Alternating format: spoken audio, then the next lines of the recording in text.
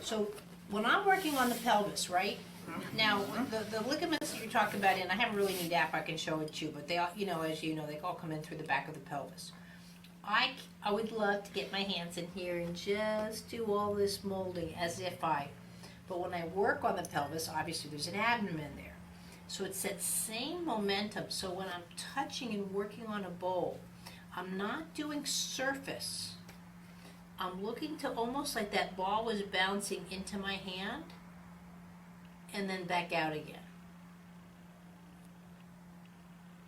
So when I'm working along with the pelvis and stuff, I want the pelvis to do more like this, where I go down with that pubic bone versus same. So when I'm working with the pelvis, no matter whether it's in sitting, so if it's in sitting, I'm looking for that counter rotation. So if this was a back, like I'm working on you, right? See how I counter.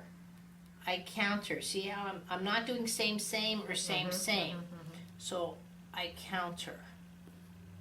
So if I go up, I'm countering in, and if I'm going down, I'm countering away. Does that make more sense? Yeah, okay, and this is my back. Right, it's your back. Or kid's back. Right, and that's a pelvic bowl.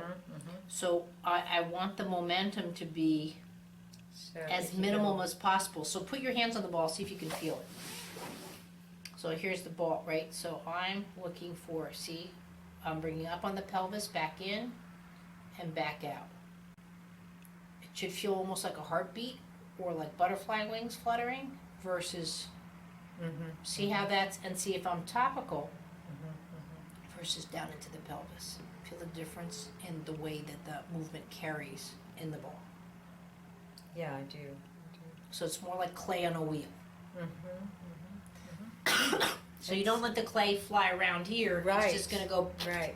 Yeah, and fall over. So you want to come here and bring me your hands. So you want to feel that root and that counter. So see how your hands are going into one another. See? So if I'm going down in the back, I'm going up in the pelvis. Okay. Both moves are valid. If you want someone to come around and go onto all fours, and you want them to do same. But what I'm just trying to show you, though, is just that inner, that you can work. But see, this is too topical. But bowl into the floor. Bowl into the floor. I never want where the movement is doing one thing and my hands are doing something else as much as possible. So this is pretty violent, right? So my hands are at a different tempo than the liquid. I don't want that to happen. So I'm always looking to counter and counter. So again, see, now I can move it around the access point, but I can change the access point to here. I can make it more to here.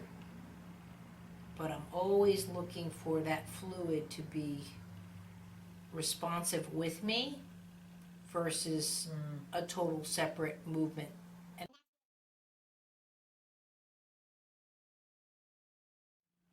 I can get pretty fast and work it this way. But see, even though the movement is it's not violent, and see how it's going with me? So if I bring them up, but if I'm not working with it, see how it's a completely different conversation going on in that tub than what's in my hands. I'm trying to avoid that as much as possible. Little gizmo. We'll feel violent first. There's such a visual component of this, it's hard to... Right. But why shouldn't your stomach look like that if you've just eaten? No, I mean, really. So a kid doesn't want to be, they're on a continuous drip feed, this, that, and the other, and you come in and just grab them and come on, we're going to go on the ball. Well, they're trying to hold their cookies down.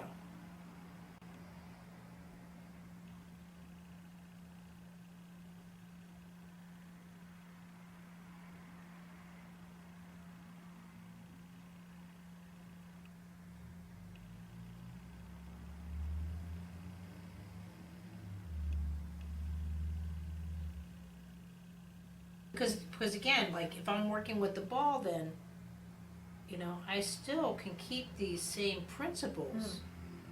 But once I start adding in components, or if I come here, you know, and this is where you'll see me literally be and working just that gentle, but I'm not doing this, you know. I just think that these kids' vestibular systems can't handle it. But Well, and they shut down and then they don't get it. their Isn't that- movements are canceling it out. So if I'm busy falling, I can't work on standing. If if my swallow means swallow or breathe, I'm going to choose breathing.